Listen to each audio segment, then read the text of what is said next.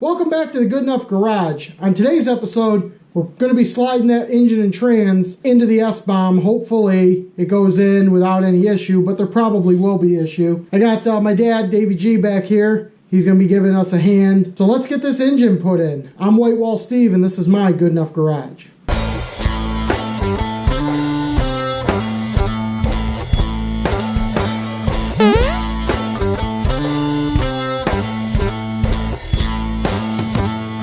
All right, Dad, you ready to put this motor in? Yeah. Yeah, he's playing on his phone. But anyway, let's go over to the motor, see what we got to do to this thing. I got to get my cherry picker out of there. Picked up an auto leveler thing from good old Chinese Tools. We got to hook this up to the engine, get it so we can pick this thing up. I'm going to try my best not to take anything else off the motor, but I do need to take the shifter off of there or else we won't be able to get this thing in the trans tunnel. So the shifter is going to have to come off, and then I got to take these motor mounts off because I want to bolt this lower motor mount to the frame so that we only have to slide in this one pin rather than have to try to bolt it in. Should be able to slide it right in, shouldn't be a big issue. So I got to get that hooked up, get the shifter off, and get those taken off and bolted to the truck. So let's get started on this thing.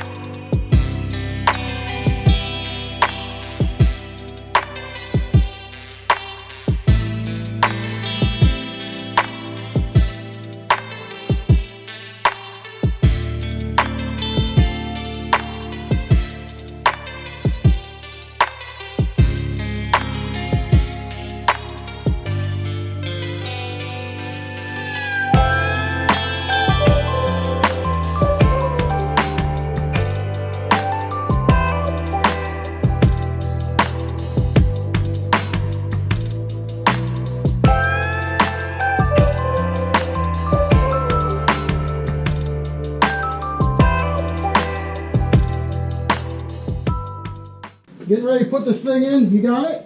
Yes, sir. Okay.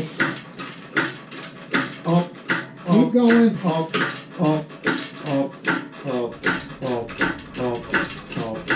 Okay, give it a shove forward. Okay. Okay, go up, Okay. up, up, up. Okay, okay. Do a slide. What are we hitting? We're over here on this side doing something. Let me get over there. All right. Yeah, you're hitting these trans lines. Yep. Oh, you're hitting the bracket. You're hitting the fucking. There you go. Okay. Come over on this side. I should be on that side anyway. Slide through there. It's too cold for this shit. Okay, go up. Go up. Yeah. Going up. Oh, no, wait. Okay. Yeah, now you're good. Okay. Okay. All right, going forward. Yeah. Or backward, or whatever.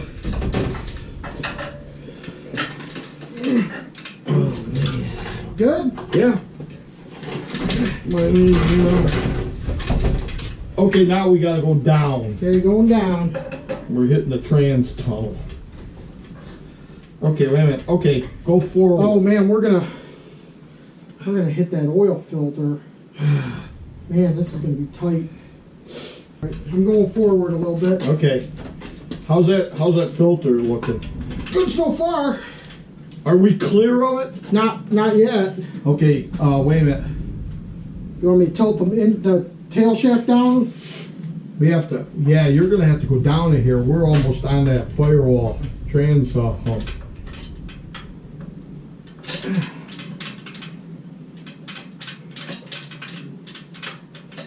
Okay. See if we can go forward again. Hang on. Bringing that tail shaft down. Yeah. Alright, going forward. Go forward a little bit. A little bit more. Are we clear of that oil filter? Not yet. Gotta go back quite a bit. Oh, man. You think we might have to take that engine mount off? And take the oil filter off? Oil's gonna go all over. I think we need to take the oil filter off. I'll just take the oil filter off. Take me a second, and it'll, a little bit of oil, but it's not going to be that much. Okay.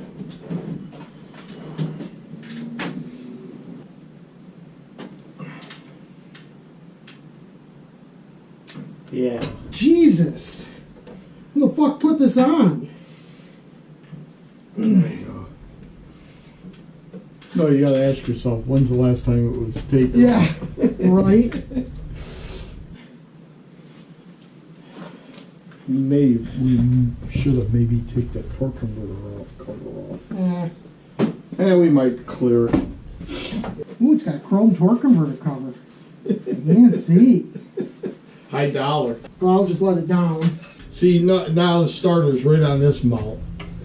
What we need to do, Steve, there we go, pick it over. But what you need to do is we need to tilt it. Well, and then lower it down. I can do that. Okay, when? Am I crashing in anything yet? We're going to do a little snag. The starter is hitting the motor mount, so we can't go back any farther because the distributor's hitting the firewall, and I'm bashing this thing into the cowl, so that's pretty sweet. So we're fucking everything up. I'm going to crawl under there and rip the starter out of this thing. And rip he will. And rip I will. 1, 2.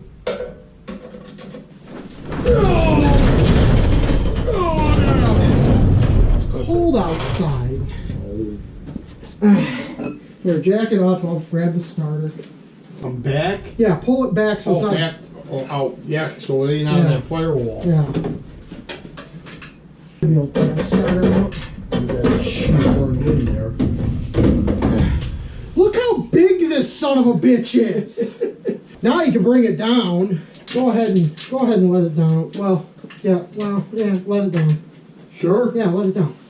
Okay. How we doing? Good. Golden. Alright. Now you're okay, alright. Oh, we're almost lined up. Yeah. Oh, I'm lined up over here. Yep. Over here too. Okay, let me get my bolts. Just like that, you take the starter out and it falls right in. Ah, there you go. Ooh. Slip into place. Is it lined up? Yeah, I'm lined up here. Okay, this one over here might be lined up too. Is that one lining up? Right in. Good. Now I got to put a jack underneath the trans pan. This, folks, is what happens when you put a small block Chevy into a little truck.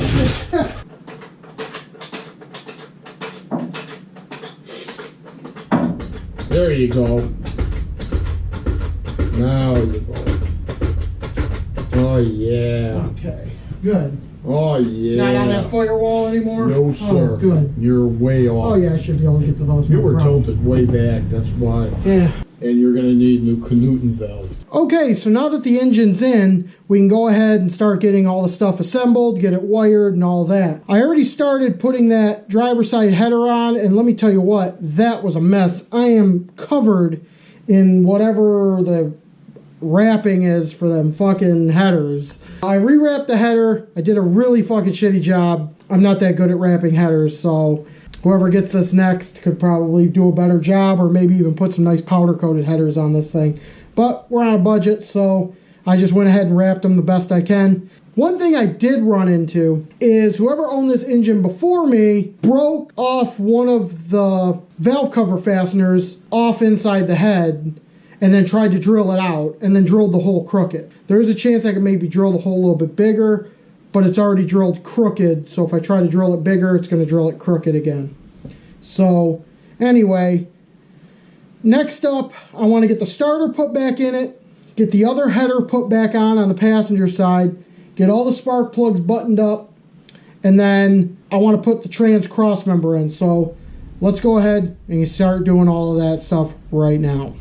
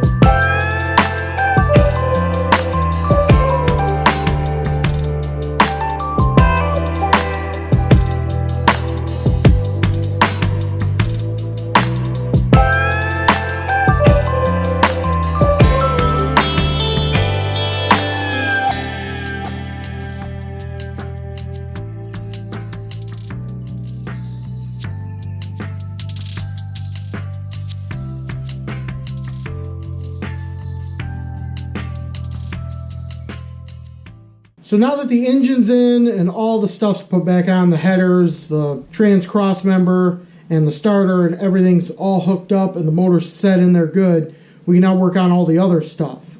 But before we do that, I got some more parts, so I want to go through the prices on those parts real quick. This is not a CVS receipt. Couple of battery cables, because there was no battery cables with this truck. So I'm going with side terminal, just because that's what was on it from the factory, so we want to try to keep it that way. So I got one long one and one shorter one.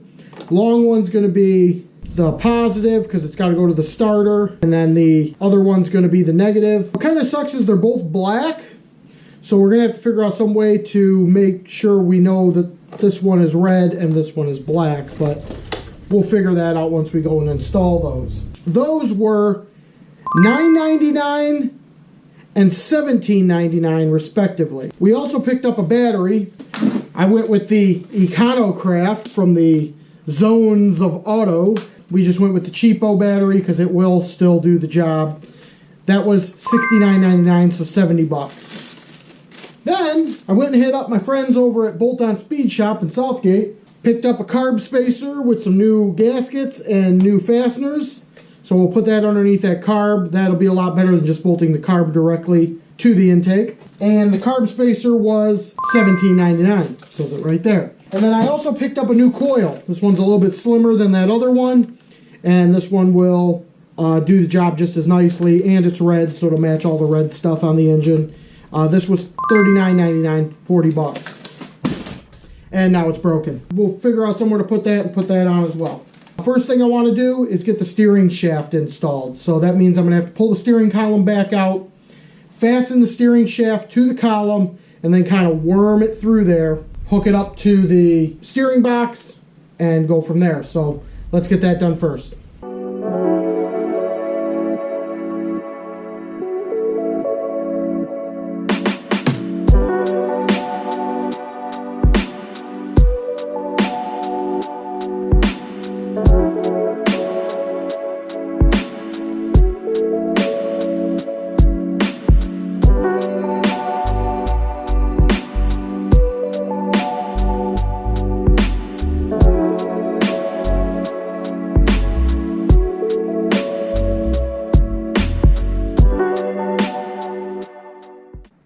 So we got the steering shaft in, fits really nicely in there and everything. It was kind of a pain in the ass doing it by yourself, but now I'm switching gears. I'm going to start doing some of the wiring because we want to get this thing so I can get it to crank. I put the passenger side rear fender on because I found this little block. Now I know it's red. I will pull it apart and paint it black, but I'm going to make this into a ground block on the passenger side fender opposite of the driver side fender, which has a positive block on it. So I'm going to put this on the fender, wire it all in, and then we'll take it all back off and I'll repaint it. And it also comes with a snazzy little cover. So we'll scuff this up and paint it black as well. That way nobody gets it confused and thinks it's a power block. When you put one of these in, what you got to make sure is you run a nice heavy gauge wire coming off of the ground block to a ground on the frame. So we're going to go ahead, wire this in, get this mounted, and do all that. And then we're going to go into our harness, and I'm probably going to put the driver's side fender on too so I can hook up all these power blocks. We're going to put power to the system. We're going to figure out what's a switched hot on here and what's a full-time hot. That way we can run all our stuff for the engine. We can run all our power lines and all that stuff. So I managed to get both fenders back on, started messing with some of the wiring, put power to the system. I also got that ground block on the passenger side fender. So I'm just starting to wire everything and figure out what wires go to what. We got quite a few switched hots that we can use on the harness for the coil, the electric choke. I think those are the only two switched hots we need in there, if I remember correctly. And then we can run our tack feed, we can run all our gauges, get all our sensors in for the gauges because we will be using the stock gauges. Oh, check this out. My buddy Zach found this in a truck he was working on. It's a flamed gauge cluster with a tack for this truck. I think this would be kind of cool to go in here. So we're gonna run that. So anyway, just working on getting all the wiring done. Hopefully for the next episode, we'll be able to start it off by getting this thing to crank on its own. Then we can get the front clip back on, get the radiator in and all that. Also in an upcoming episode, I got the door popper kit in. So we're gonna get the door poppers installed, and we're going to devote a whole episode to showing you guys how to install a door popper kit in one of these S10s.